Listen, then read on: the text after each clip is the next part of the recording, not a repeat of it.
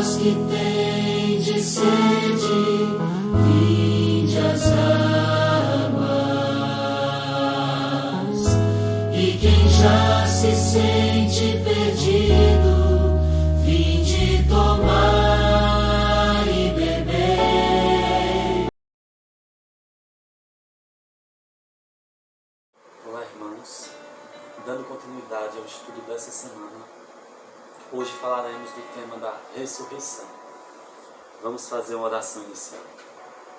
Querido Pai, ao estudarmos a Tua Palavra, coloca em nosso coração a esperança da ressurreição na Tua vida, em nome de Jesus. Amém. O verso inicial está em Daniel 12, capítulo 12, verso 2 e verso 3, que diz o seguinte: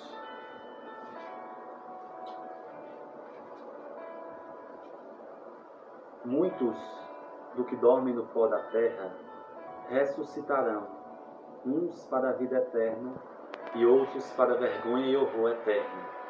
Os que forem sábios, pois, resplandecerão como o fulgor do firmamento, e os que a muitos conduzirem à justiça, como as estrelas, sempre e eternamente. Percebemos que aqui no livro de Daniel, ele faz uma referência mais clara, mais explícita do Antigo Testamento em relação à ressurreição vindoura. Ressurreição. Jesus, quando esteve aqui na terra, ele ressuscitou muitas pessoas. Lembramos de Lázaro, do filho da viúva. E todas essas pessoas que ressuscitaram, um dia morreram. Mas essa ressurreição que fala aqui no livro de Daniel é da ressurreição vindoura, da ressurreição futura, daquela que será na breve volta de Jesus. Todos nós somos mortais. Desde a entrada do pecado no mundo, nós herdamos a natureza do pecado e da morte. Por isso que quando Adão e Eva saíram do jardim do Éden, eles tiveram que sacrificar um cordeiro para fazer as suas vestes. O cordeiro que, pela primeira vez, Adão e Eva tiveram o contato com a morte, ali ao sacrificar o cordeiro, que simboliza Cristo. Mas Jesus compara a morte a um sono profundo. Existe um texto no livro de Hebreus, no capítulo 2, no verso 14 e 15, que diz o seguinte: visto, pois, que os filhos têm participação comum de carne e sangue, destes também ele, igualmente, participou para que por sua morte destruísse aquele que tem o poder da morte, a saber, o diabo. E livraste todos que pelo pavor da morte estavam sujeitos à escravidão por toda a vida.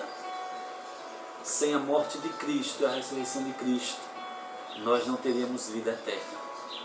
Foi através da morte de Cristo que ele destruiu o poder da morte sobre nós.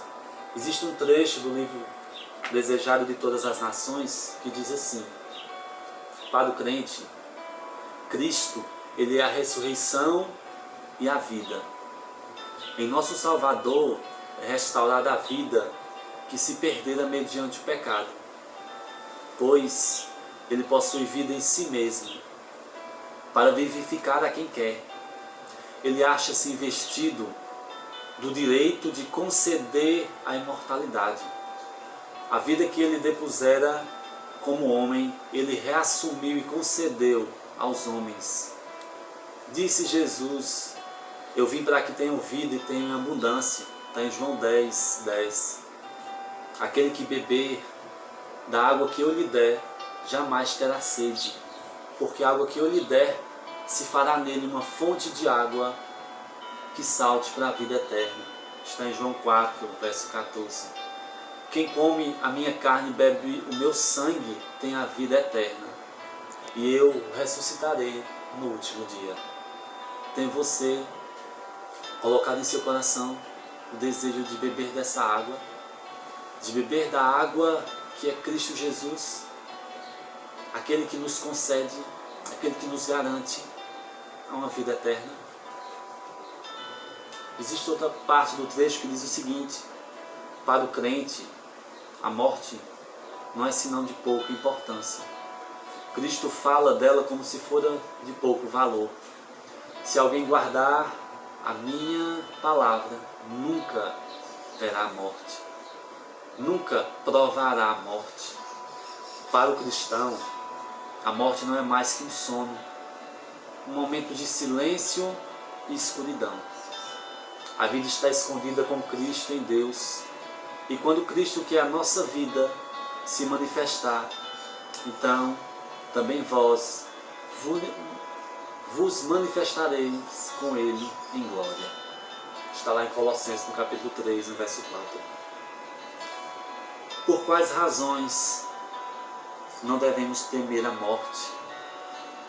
Um grande pregador dos nossos tempos, pregador americano chamado Billy Graham, ele disse que o maior acontecimento da história não foi o homem subir até a lua e pisar nela, mas foi Deus descer e pisar na terra.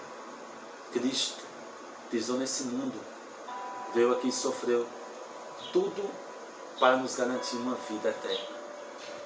Temos nós aceitado esse convite do Salvador, um convite que não está diante desse mundo terreno, um convite que não é passageiro, mas é um convite para sempre.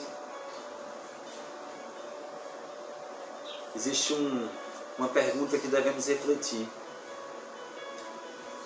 Em meio às dores e lutas que enfrentamos na vida, como é que nós poderemos obter esperança e consolo da promessa da ressurreição? De que maneira essa promessa ela chega forte em sua vida? Que o Senhor nos abençoe e nos conceda força, fé para acreditar em um novo mundo, para acreditar numa vida que Ele planejou para todos nós. Vamos orar. Querido Deus e Pai, permanece conosco durante todos os dias de nossa vida, diante das decisões. Coloca em nosso coração essa esperança de que esse mundo não é o fim e a morte não é o fim para aqueles que estão em Ti. Eu te peço e agradeço em nome de Jesus. Amém.